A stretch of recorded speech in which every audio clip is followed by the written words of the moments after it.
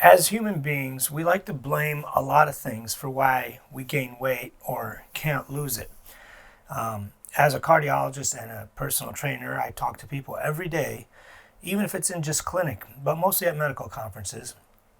And everyone has an excuse about why they can't lose weight. And one of the biggest excuses they bring up is, well, my metabolism isn't like it used to be. And that's one of the biggest things. Like, back when I was 20 or 30, I could get away with eating so much more. My metabolism was so much faster, and I could do more things and all that. And sure, that your metabolism was faster when you were younger, but only when you were like 5 to 10 years old.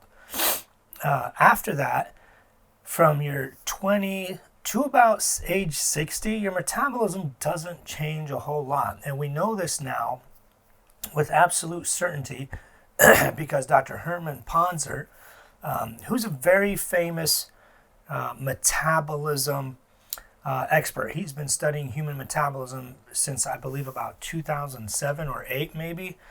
He's from Duke. He did his graduate degrees at Harvard, I believe. He first started doing his work with the Hadza tribes. These are hunter-gatherer groups in Africa and Tanzania, where they walk about 5 miles a day. They spend about 8 hours of the day walking, whether it's looking for food, hunting prey, finding berries, foraging for tubers or potatoes underground, whatever it might be. He started by studying them, and his results were very, very shocking. Turns out that they don't burn any more calories than we do. The average American isn't that active, or anybody who lives in an industrialized country isn't that active. Even Europeans, Chinese, whoever it might be, we're not that active. But these people who are super active, their metabolism is about the same as ours.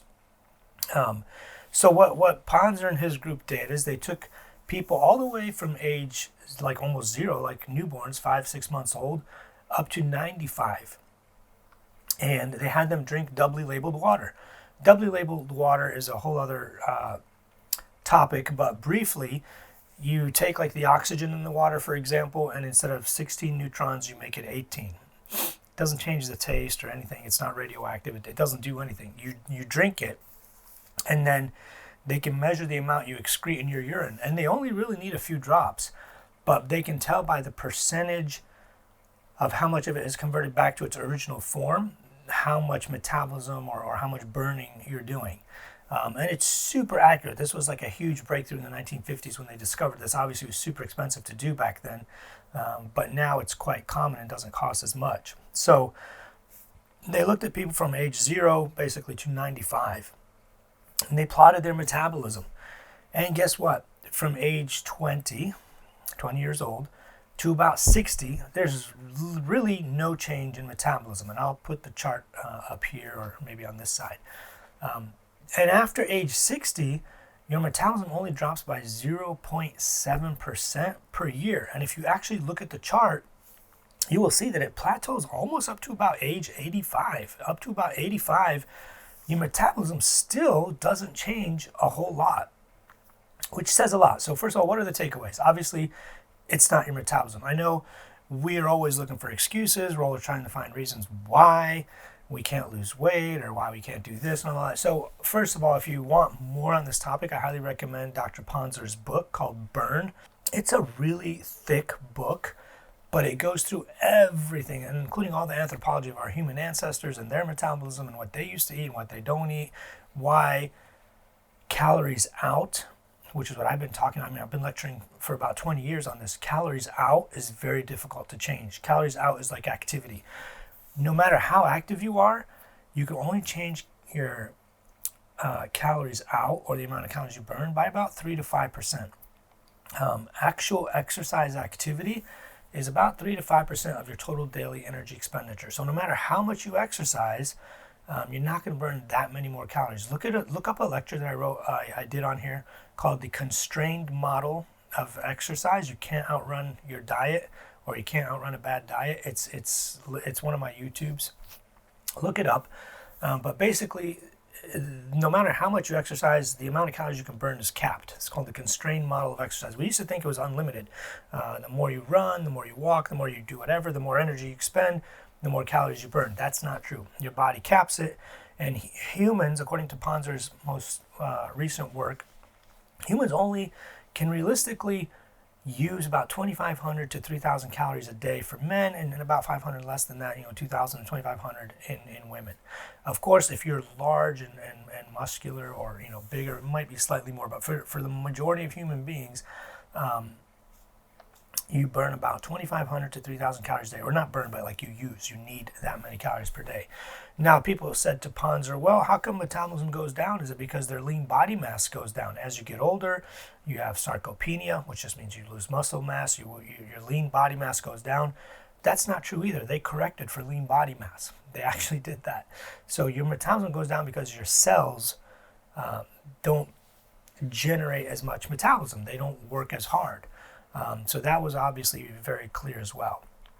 So with that said, the most important thing, so what's the takeaway? The most important thing is the only way that you're going to lose weight is you have to eat less calories. Sure, activity is good for you, and you'll never hear me tell you not to be active.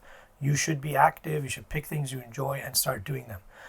But you are not going to outrun or outwork or outlift or outbike or outhike or outrow your diet.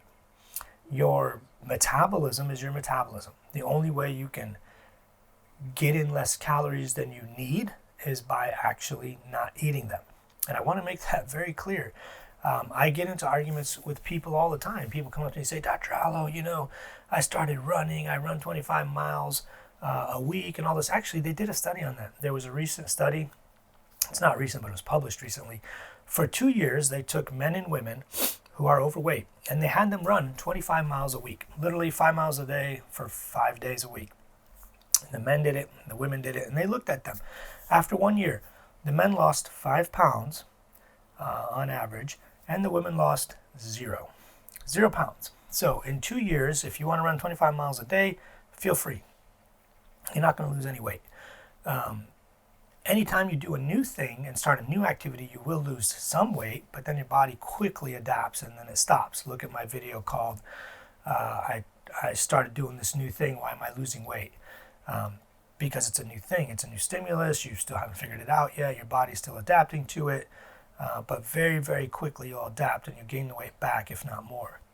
My point is that if you want to lose weight, you have to reduce calories.